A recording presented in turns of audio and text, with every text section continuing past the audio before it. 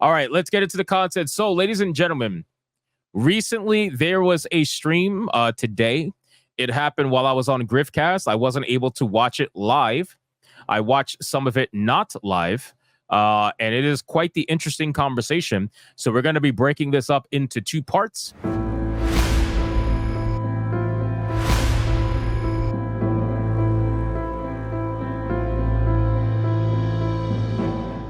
If you're watching over on Hypnotic Live, there is a second part to this. Please make sure you watch that second part as well. But it is a conversation between Gingerprime, who I've spoken to personally, someone called Gaming Kinda, and obviously SmashJT. Now, this is a conversation about Gamergate 2.0, complete and total victory over 2024 with a question mark is the name of the stream and the title. And it's basically meant to bring up the conversation over Gamergate 2.0 and what's happening within the movement and essentially like, is it really as successful as it is? And then it kind of deviated into something that became a pronoun debate or like representation debate between Gaming Kinda and SmashJT. So we're going to get into it. And guys, make sure to like the stream, of course. Let's make sure volume's at its maximum. It is. And let's go. We're going to break it down together. Here we go. Perhaps the first successful video game boycott that we have seen in recent history, maybe of all time. And so my first question to Smash, we're going to just jump right in. Yes, I know it's 2 hours and 30 minutes, but the majority of the conversation happens within the first 30 minutes to an hour. So don't worry about it. Is that what are the goals of Gamergate 2.0 from your perspective? That's actually really easy. To do the opposite of whatever SmashJT's answer is going to be, I'm going to answer it right now. For me, the goals of Gamergate 2.0, from my personal standpoint anyway, is transparency. I want to create and advocate for transparency in the gaming industry. I want the lies to stop, and that goes across everywhere. I want more transparency in the gaming industry. That's what I want. And if that means that I got to do it myself, then I will. That's the entire reason why we do videos, right? We do videos talking about the issues that are affecting the industry right now because we are looking for transparency, and the industry doesn't want to be transparent. And they'll tell you and they'll lie to you and they'll tell you to your face, oh, everything's fine. The games are selling well. Everything's good. And then the studios die. People get laid off. Everything burns to the ground. Why? Because people are lying through their fucking teeth. Nobody wants to be transparent. Nobody wants to be transparent about what Sweet Baby Inc. does. Nobody wants to be transparent with what these diversity consultancy firms do, even though we all have our opinions over what they do based on what we see. Our eyes are telling us one thing, and you're lying to us and telling another. You're not actually being transparent. So for me, Gamergate 2.0 is really about transparency. I feel like Gamergate 1.0 was about that in a way as well, where we wanted transparency between journalists and game developers, where they got caught essentially doing access media, right? That's what it is. They're still getting caught doing access media now because they're not transparent and they're not being truthful with you. So that's the whole thing for me for Gamergate 2.0. Smash is going to have his own answer, so let him speak for himself. What games are doing right now to stop uglifying women, to start making games that gamers actually want to play, to stop injecting modern themes into fantasy settings.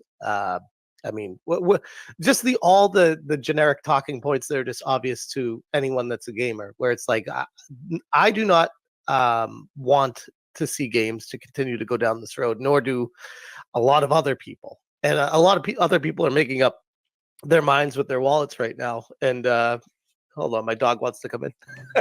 somebody said in the chat that for them it's about getting rid of forced messaging in video games and whatnot. That kind of goes into transparency too, right? Because if people were transparent and telling you, okay, hey, we actually made this game with quotas that we had in our studio. We had to hire XYZ amount of people. We had to showcase XYZ amount of people in the video game. We are an ESG funded developer, and we had certain metrics that we had to reach in order to get that funding. Transparency would answer all those questions so that you as the consumer can say, well, okay, that doesn't sound like something I really want to support, but thank you for telling me, right? The thing is that they're not trying to be transparent. They're trying to hide all this information as much as they possibly can up until the point where the game releases and then people realize they got fucked. All right. Visitor from the dog. Let's see here. Skip ahead a little bit. That's a good answer. When this year alone, let's talk about just 2024, because it seems to have really picked up speed, obviously off the backs of Sweet Baby Inc. and the campaign that they issued against Cabrutus. And since then, the Streisand effect kicked in, I think, and really brought this to the forefront of the year. What is contributing to the what I would call the success of this movement within gaming right now? I think people are just really tired of the direction it's been going. Excuse me.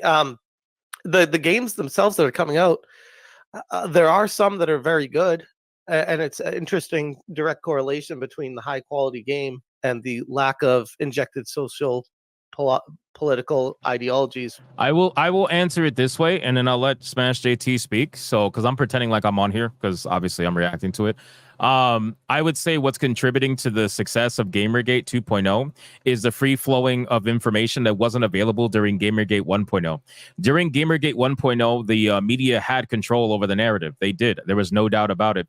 Games journalists had control over all the narrative, and Twitter was a complete lockdown for leftist ideology. Now that is not the case anymore. With Twitter being free, it allows the information to freely flow, and YouTubers are a lot more important than they were 10 years ago, 5 years ago, in terms of the gaming space and the commentary around it. So now, coupled with Twitter being open a lot more than it used to be, and YouTubers being a lot more effective than they used to be, now you have a combination of people being informed a lot more than they used to be. So now with people being informed a lot more than they used to be, now they are able to actually spend their money where they want to actually spend it and not get fooled by people trying to lie to them.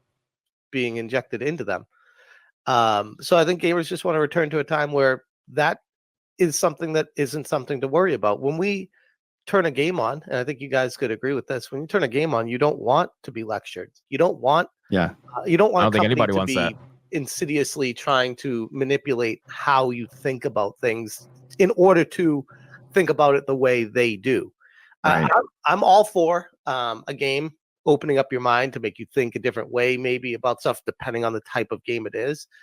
But there's a time and a place for a certain game for that. If you start like a game that keeps coming to mind right now is like Dragon Age Veilguard that's about to come out, and the whole you have to pick a pronoun to play the game, and it's like, what? Why? Why? First off, why? That's not a thing in a fantasy world. Why are you forcing this on every single player when it's never been a thing? It's never been universally accepted. It's a clear indication that you are at least subtly, subconsciously trying to inject an ideology on people. And I think that people see themselves in their RPG characters. Huh? Where the fuck did that come people from? see themselves in their RPG characters? That's a good question. Not necessarily, because you use it as escapism. I think my greater point for it is like I don't want that to be a part of that fantasy world, though. Is what I mean. It's not necessarily seeing yourself in a game. I know there's a lot of talk around representation these days, but any real gamers that I'm around don't give a shit about representation. They care. Yeah, I would say that most gamers are not trying to create characters that they see themselves in. Considering that most character creators are fantastical versions of anything in real life that you can't even come close. I think what it is that players are always creating the most supreme image of whatever they might have in their mind. You know, you can say, oh, well, it's representing themselves, just the best version of themselves, right? They make themselves super buff, super sexy, whatever the case may be. But that's really not what it is. They're just making the most fantastical version of whatever they might have in their mind. It's not necessarily about representation, right? And if it is, you really should look at yourself in the mirror and think about the narcissism level that you might be experiencing if you're going into a fantasy game and you're trying to make a character so that you could see yourself in it, right? Because if you want to see yourself, all you got to do is just look in the mirror every day, right? If you need to see yourself in a video game and use it as a mirror, then something is a little bit off with you. I'm not saying that you're not allowed to have that. I'm just saying you might want to check the narcissism at the door.